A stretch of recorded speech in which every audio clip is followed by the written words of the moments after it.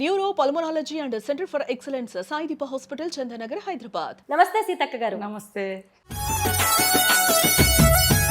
ఒక పాట మా కోసం పాడండి.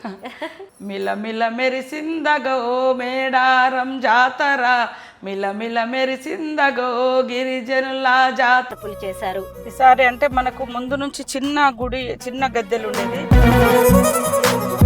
ఏ టెక్నాలజీని కూడా బాగా వాడుతున్నారట కదా. అవునవును, తీసుకొచ్చిండ్రు. అది అవన్నీ దొంగల భయం కూడా ఉంటుందేమో. దొంగలు ఎక్కువ. మన పనిలో మనం ఉంటే వాళ్ళ పనిలో వాళ్ళు ఉంటారు. సారలమ్మ గద్దె దగ్గరికి వచ్చాము. ఇప్పుడు నేనున్నది సమ్మక్క గద్దె ప్రాంగణంలో.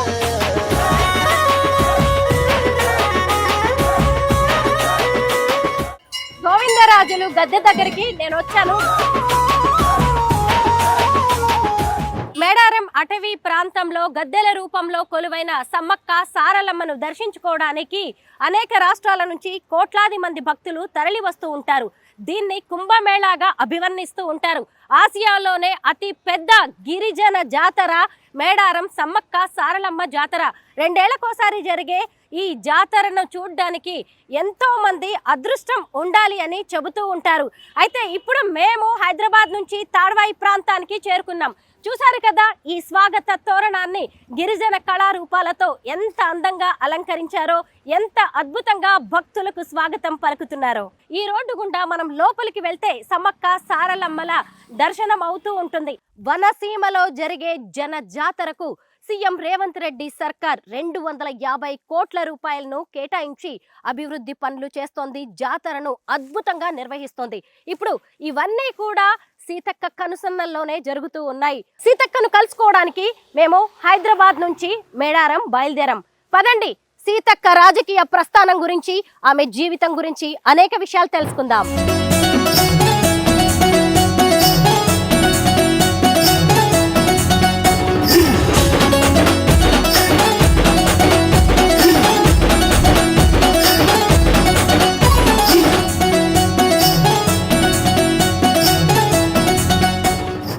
కిలోమీటర్స్ జర్నీ చేసి మేము మేడారం చేరుకున్నాము. ప్రస్తుతం మాతో పాటు ఉన్నారు మినిస్టర్ సీతక్క గారు. నమస్తే సీతక్క గారు. నమస్తే. తెలంగాణ రాష్ట్ర పండుగగా గుర్తింపు పొందిన మేడారం జాతరను సీతక్క మంత్రి అయ్యాక, మంత్రి కాకముందు అని 2 రకాలుగా చెప్పుకోవచ్చు. 250 కోట్ల రూపాయలను తెలంగాణ ప్రభుత్వం మేడారం జాతరకు ఇవ్వడం అనేది చిన్న విషయం కాదు. వాటిని ఎలా ఉపయోగిస్తున్నారు, ఎలాంటి మార్పులు తీసుకొచ్చారు? మనకు ప్రతి జాతరకు కామన్గా 100 crores 110 crores అట్లా ఇస్తుంటారు. దానికితో పాటు ఇప్పుడు ఇంకా కొంచెం ఒక 20-30 కోట్లు ఎక్కువ ఇచ్చారు. జాతర నిర్వహణకు 2 yearsకి ఒకసారి వచ్చేది. గుడికి 101 crores ఇచ్చారు. చుట్టూ మాస్టర్ ప్లాను, గుడి నిర్మాణము, అగ్రనైటు. టైం తక్కువ, 3 నెలల్లో. మనకు అక్టోబర్ ఎండింగ్ వరకు కూడా వర్షాలే ఉండే. సెప్టెంబర్ 24th సీఎం గారు వచ్చి ఇక్కడ మాస్టర్ ప్లాన్ ఓపెన్ చేశారు. కానీ అప్పటికి పూజారులు అందరూ కూడా ప్రతి ఒక్కరు కాదు కాదు వద్దు వద్దు అన్నారు.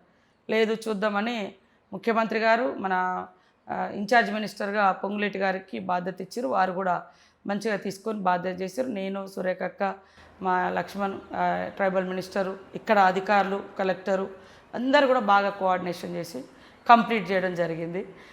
ఇంకా చిన్న చిన్న పనులు ఉన్నాయి. అది జాతర అయిపోయిన తర్వాత కూడా ఇంకా ఈ మొత్తం చెట్లు పెట్టడం కానీ, ఇంకా ల్యాబ్స్ ఎక్కడెక్కడ ఉన్నాయి, గ్యాప్స్ ఎక్కడెక్కడ ఉన్నాయి, అవన్నీ కూడా అద్భుతంగా చేస్తాం. జాతర అయిన తర్వాత కూడా మళ్ళీ మీరు 2-3 నెలలకు మళ్ళీ రావాలి. అప్పుడు ఇంకా ఓపెన్గా క్లియర్గా కనిపిస్తుంది. వస్తాం. సీతక్క ఏది చేసినా రికార్డే.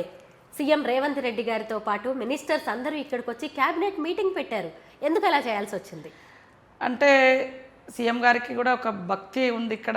ఆయనకు ఈ భావోద్వేగ బంధం ఉంది.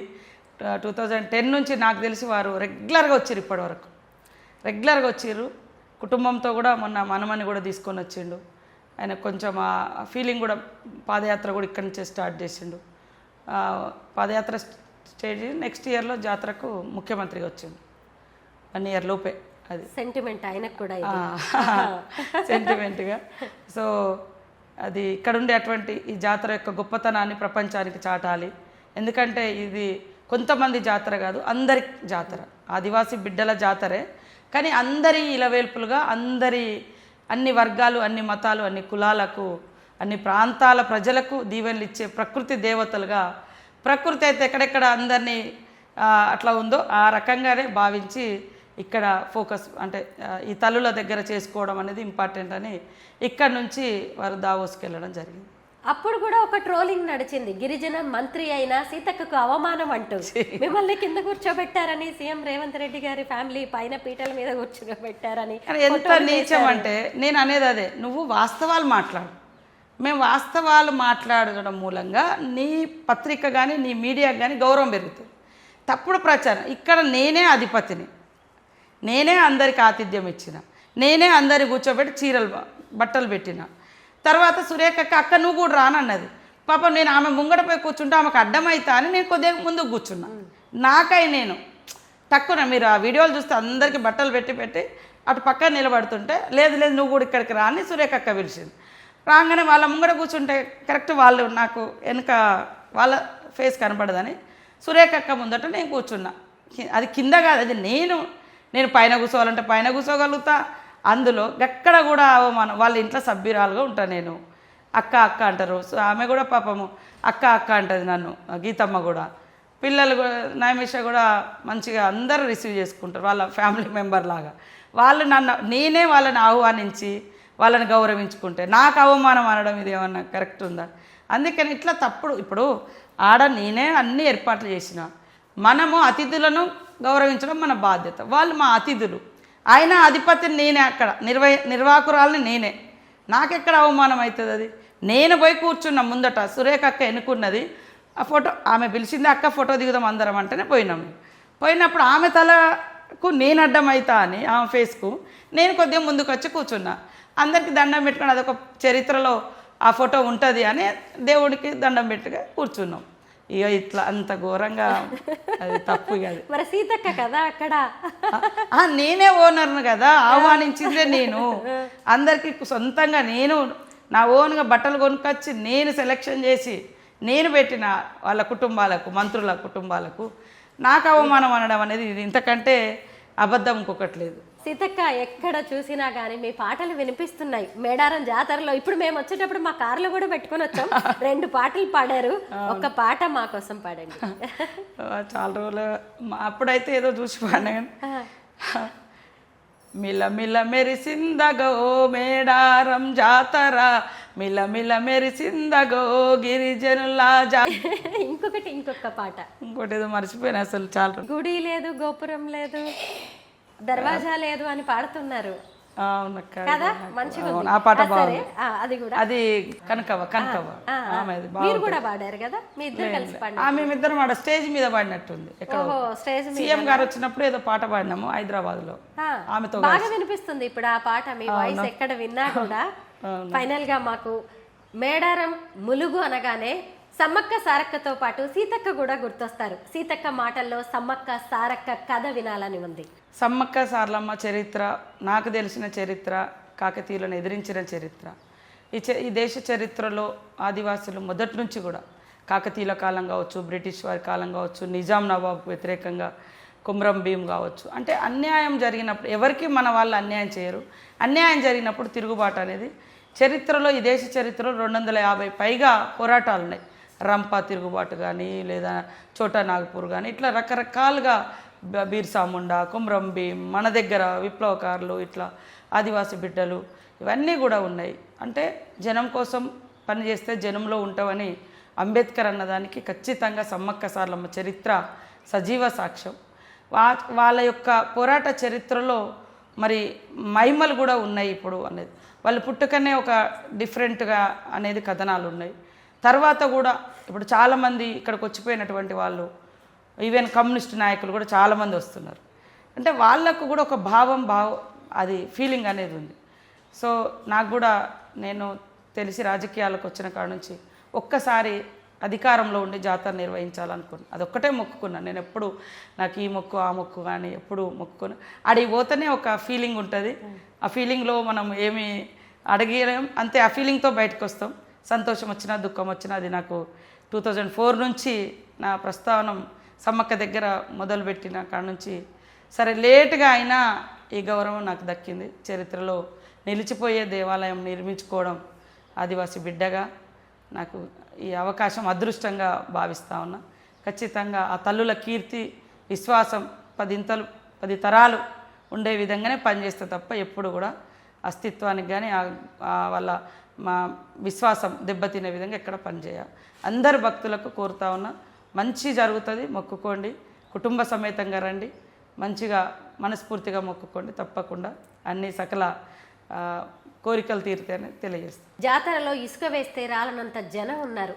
మీతో కలిసి వెళ్ళి మీరు చేసిన విశేషాలు, కొత్త ఏర్పాట్లు ఏంటి అనేది చూడాలనుకుంటున్నాం. చూపిస్తారా? థ్యాంక్ యూ, తప్పకుండా.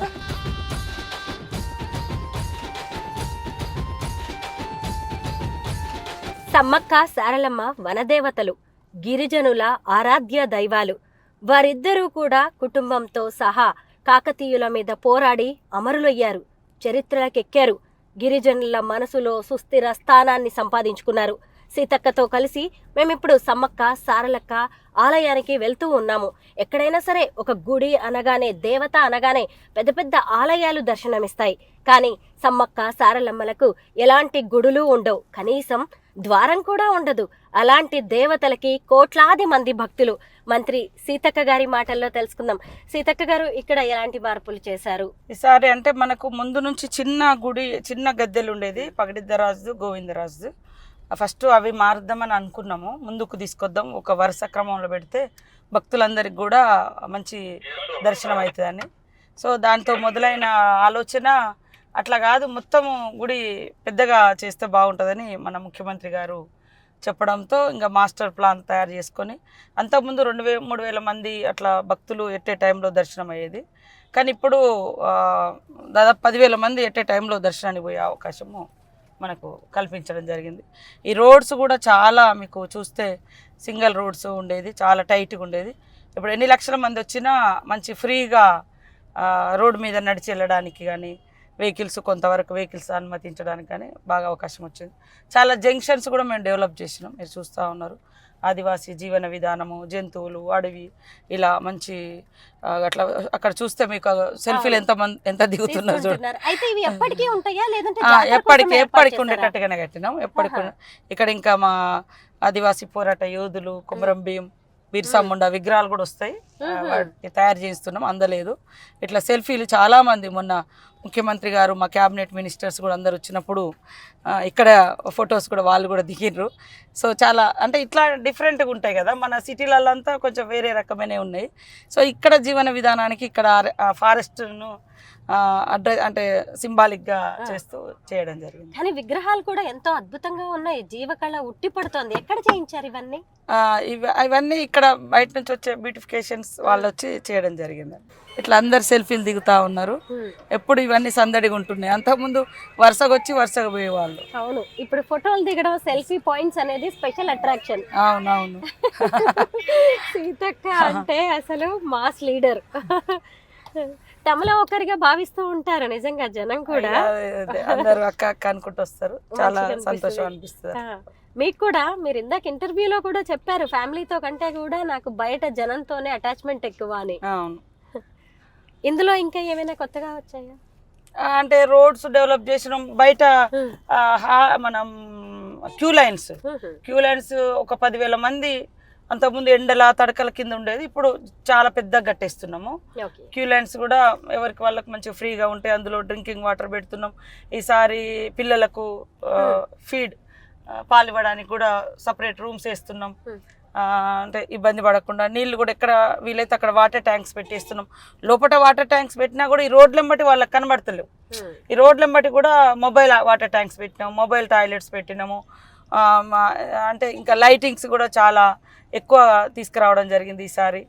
సో అన్నీ ఎక్కడ చూసినా కూడా వెలుతురు అనేది కనిపించేటట్టుగా చేయడం జరిగింది. మొత్తం ఈసారి డ్రోన్ కెమెరాస్ కూడా పోలీస్ వాళ్ళు ప్రతి పిన్ టు పిన్ అక్కడ ఏం జరుగుతుంది అనేది తెలిసేటట్టుగా, దొంగలు వచ్చినా లేకుంటే ఏదైనా చిల్లర వేషాలు వేసినా అవన్నీ కూడా బయటకు వచ్చేటట్టుగా డ్రోన్ కెమెరాస్ కూడా పోలీస్ డిపార్ట్మెంట్ నుంచి బాగా వాడుతున్నారు. ఏఐ టెక్నాలజీని కూడా బాగా వాడుతున్నారట కదా? అవునవును, తీసుకొచ్చిండ్రు. అది అవన్నీ ఎప్పటికప్పుడు మనకు తెలిసిపోతా ఉంది. అందుకనే రోడ్స్ కూడా నీట్గా ఉంచుతాను. అసలు జనరల్గా మనకి ఈ రద్దీ జాతర మొదలైనకు ఉంటుంది, కానీ ఈ రద్దీ మాకు 15 రోజుల నుంచే ఇట్లాంటి జనాలు రోడ్ల మీద విపరీతంగా వచ్చిపోతా ఉన్నారు.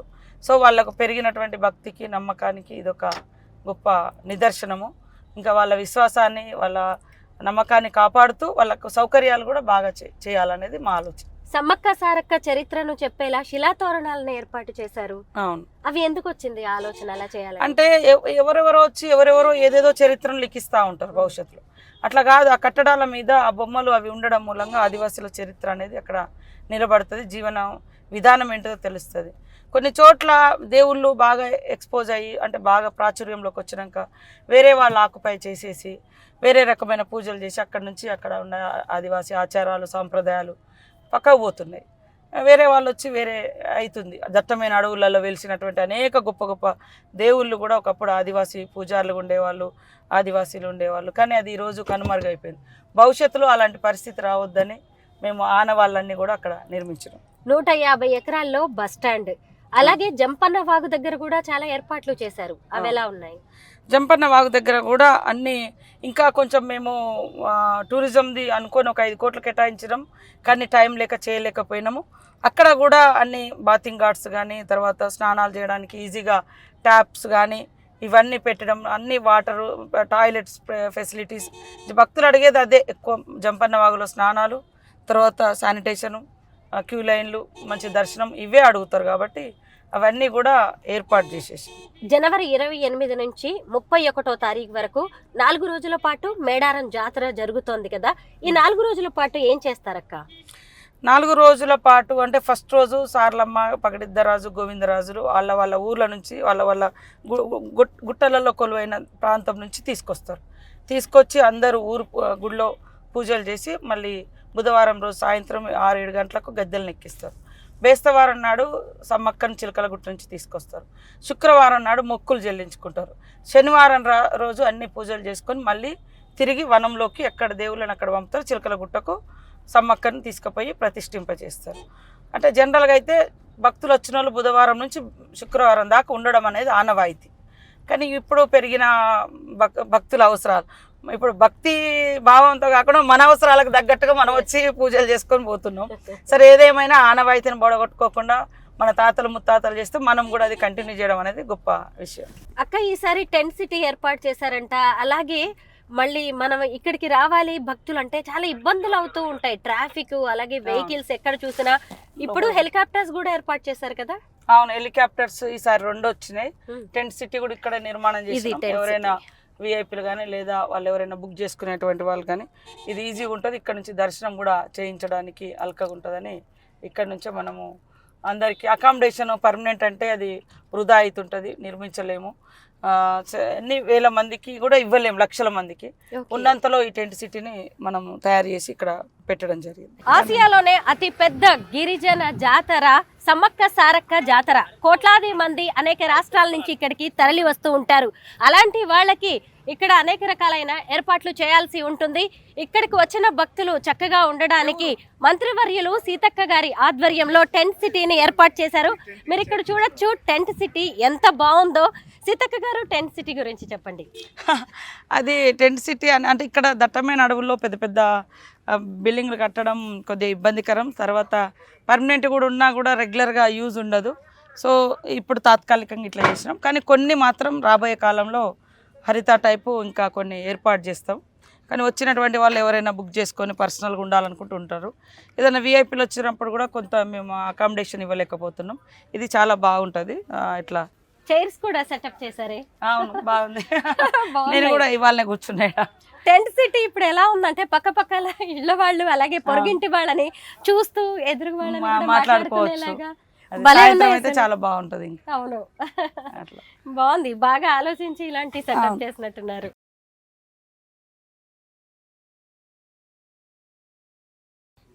ఏసీ కూడా ఉంది దానికి.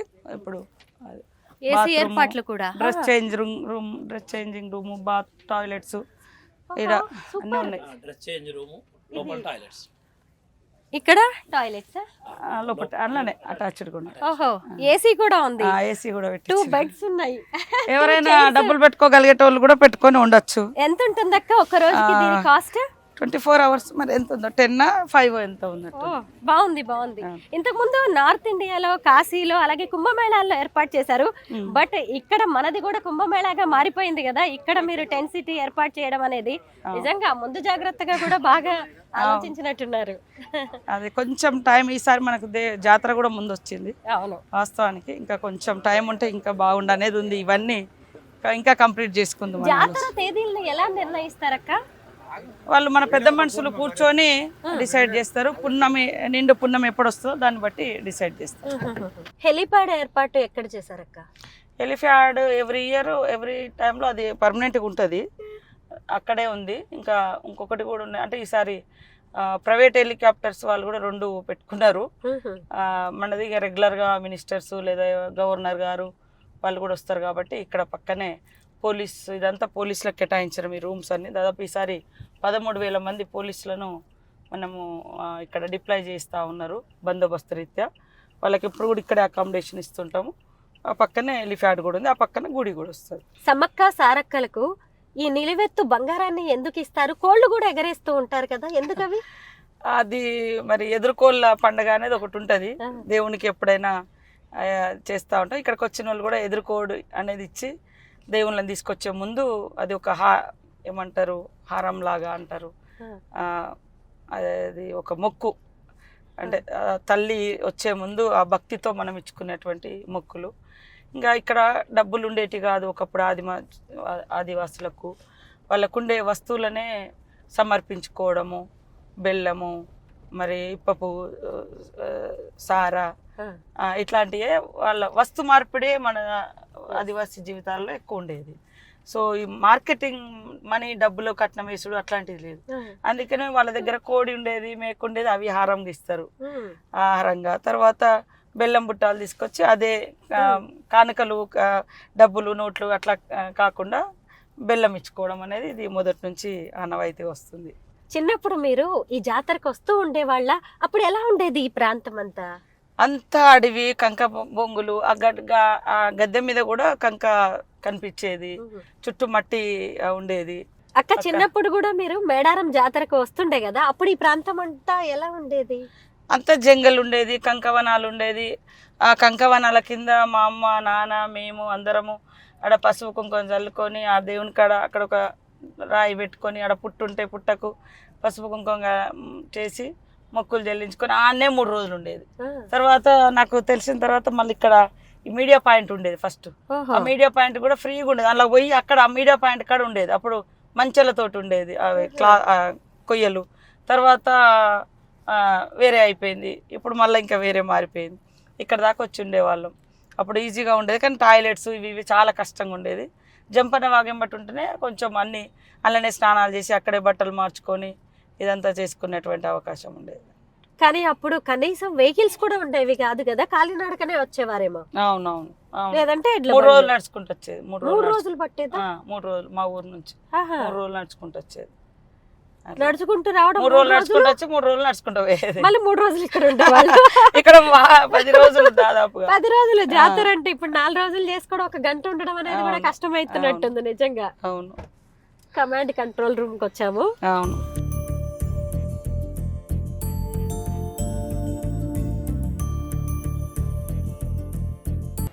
ఇక్కడ మొత్తం ఎన్ని సీసీ కెమెరాలు ఏర్పాటు చేశారు? 40 ఉన్నట్టున్నాయి. అంటే మొత్తం జాతర చూడ్డానికి మొత్తం డ్రోన్ ఇక్కడ. ఓ,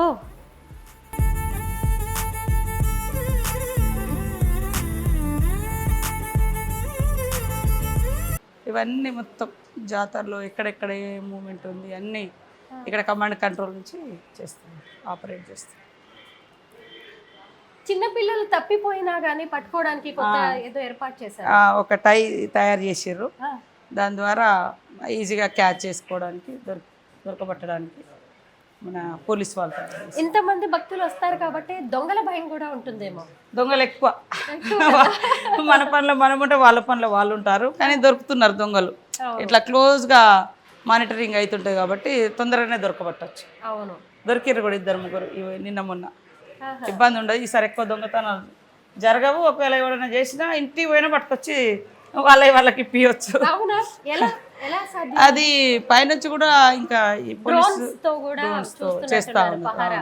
ఏరియల్ వ్యూ చూస్తున్నారు అవును అవును. పోలీసులు. మొత్తం 13,000 మంది పోలీసులు ఒక జాతరలో ఉండడం అంటే చిన్న విషయం కాదు. వాళ్ళందరికి కూడా ఏర్పాట్లు ఇక్కడే ఉంటాయా? ఎక్కడెక్కడ తయారు చేశారు డిపార్ట్మెంట్ వాళ్ళు.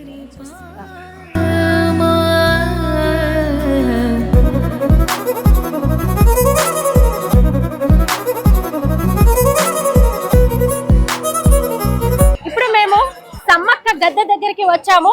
ఇంతకు ముందు ఇలాగా శిలాతోరణాలు ఉండేవి కాదు. ఎంత చక్కగా ఇప్పుడు వీటిని ఆర్చిల్లాగా గద్దెల చుట్టూ ఏర్పాటు చేశారో చూడొచ్చు.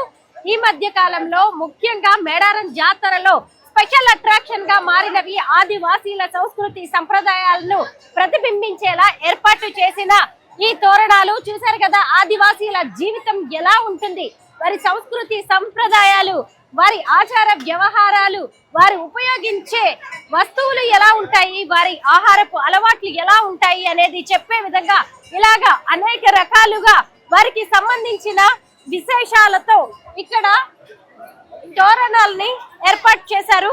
సారలమ్మ గద్దె దగ్గరికి వచ్చాము. తన తల్లి అయిన సమ్మక్క గద్దె వద్ద ఎలాంటి ఏర్పాట్లు ఉన్నాయో ఇక్కడ కూడా అలాగే ఏర్పాటు చేశారు. గోవిందరాజులు గద్దె దగ్గరికి నేను వచ్చాను. గోవిందరాజులు అంటే మరెవరో కాదు, సమ్మక్క కొడుకు, సారలక్కకి సోదరుడు. అదిగోండి, ఈయన కాకతీయులతో జరిగిన పోరాటంలో అమరుడయ్యాడు. ఇప్పుడు మనం వరుసగా ముందుగా సమ్మక్క దర్శనాన్ని చేసుకున్నాము, ఆ తర్వాత సారక్క దర్శనం చేసుకున్నాము, ఆ తర్వాత గోవిందరాజుల దర్శనం చేసుకున్నాము. ఇప్పుడు మనం వచ్చింది పగిడిద్దరాజు గద్దె వద్దకు. పగిడిద్దరాజు మరెవరో కాదు, సమ్మక్క భర్త, సారక్క తండ్రి. ఆయన కూడా ఈ యుద్ధంలో అమరులయ్యారు. ఆయనకి సంబంధించిన గద్దెని మనం ఇక్కడ చూడొచ్చు.